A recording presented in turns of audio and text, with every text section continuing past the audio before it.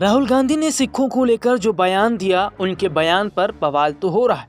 हालांकि कुछ सिख समुदाय के लोग राहुल गांधी का समर्थन कर रहे हैं, लेकिन अब तो हद हो गई। प्रधानमंत्री नरेंद्र मोदी ने मनमोहन सिंह के सिख होने पर ही सवाल खड़ा कर दिया और जो उन्होंने कहा उसे सुनकर आप हैरान हो जाएंगे। और बाकायदा कांग्रेस पार्टी की प्रवक्ता सुप्रिया सुनीत ने प्रधानमंत्री नरेंद्र मोदी को लेकर जो बात कही है वो अब सामने आ गई है। उन्होंने किस तरीके से बताया कि आज भारतीय जनता पार्टी का स्तर इतने नीचे गिर गया है कि वो मनमोहन सिंह को लेकर क्या कुछ कह रहे हैं और सिखों को लेकर क्या कह रहे हैं। देखिए रिपोर्ट। सरदार मनमोहन सिंह इस देश के प्रथम सिख प्रधानमंत्री बने। बेहद पढ़े लिखे, विश्वविख्यात अर्थशास्त्री, बिना किसी पीआर तंत्र के दुनिया के तमाम राजनेता उनको अपना गुरु बुलाते थे, चाहे वो बराक ओबामा हो या एंजेला मर्केल। उनकी प्रतिभा के सब कायल रहे। लेकिन सरदार मनमोहन सिंह जी के लिए बीजेपी ने क्या क्या कहा और क्या क्या किया, ये सुनना और समझना जरूरी है। सर्वप्रथम वो रेनकोट पहनकर नहाते हैं, ऐसा घटिया और शर्मनाक बयान नरेंद्र मोदी ने पूर्व प्रधानमंत्री सरदार मनमोहन सिंह जी के लिए दिया। यही नहीं, एक सरदार की शालीनता के तार तार करके उनके नाम को अपभ्रंश किया।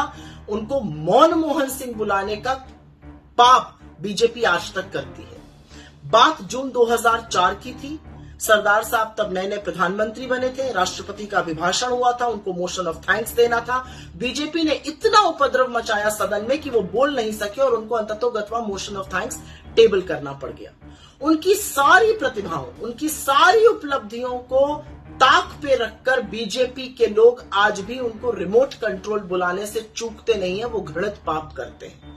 यही नहीं, एक सिख की देशभक्ति पर सवाल बीजेपी तब उठाती है जब सरदार साहब के बयानों को काट छाट कर आज तक चलाती है और उनके खिलाफ दुष्प्रचार फैलाती है। लेकिन मनमोहन सिंह जी कौन है? मनमोहन सिंह जी वो हैं जिन्होंने विभाजन का दंश सहा, छोटी उम्र में अपनी मां को खो देने की पीड़ा को सहा, गरीबी और गुर्बत के आगे घुटने नहीं टेके और उन्होंने अपनी मुश्किलों को एक सच्चे सिख की तरह अपनी ताकत बनाया। देश ही नहीं, विश्व की सबसे नामी गिरामी यूनिवर्सिटीज में स्कॉलरशिप के बदौलत उन्होंने तालीम हासिल करी और बतौर प्रधानमंत्री सोनिया जी के साथ मिलकर इस देश में इतिहास रचा। उन्होंने इस देश को खाद्य सुरक्षा, इस देश को मनरेगा, इस देश को राइट टू एजुकेशन, इस देश को राइट टू इंफॉर्मेशन जैसे ऐतिहासिक कानून दिए। ये उनकी दूरदृष्टता थी कि हम विश्व की अर्थव्यवस्था का हिस्सा बन पाए। भारत ने अपने दरवाजे खोले और आज हम महाशक्तियों के साथ मुकाबला कर पा रहे हैं। ये सरदार साहब का कुशल नेतृत्व था कि हमने 27 करोड़ लोगों को गरीबी की सीमा रेखा से निकाला और 10 साल में सबसे ज्यादा आर्थिक ग्रोथ डिलीवर करी। एक सच्चे सिख अनुयायी होने के नाते उन्होंने ये सब बड़ी शालीनता से किया। उन्होंने अपने प्रतिद्वंदियों को अपना दुश्मन नहीं समझा, लेकिन बीजेपी ये काम लगातार करती रही।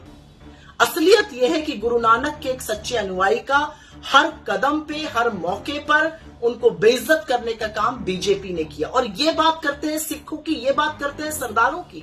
असलियत तो यह है कि इनके लोग टीवी पर बैठकर खुलेआम सरदारों को, सरदार किसानों को गुंडा, मवाली, आतंकी और खालिस्तानी कहते हैं। सोचिए पर्दे के पीछे ये पंजाब के बारे में क्या सोचते होंगे। और ऐसे ही थोड़ी पंजाब ने इनको बेदखल किया हुआ है, ऐसे ही थोड़ी पंजाब ने इनको पैदल किया हुआ है।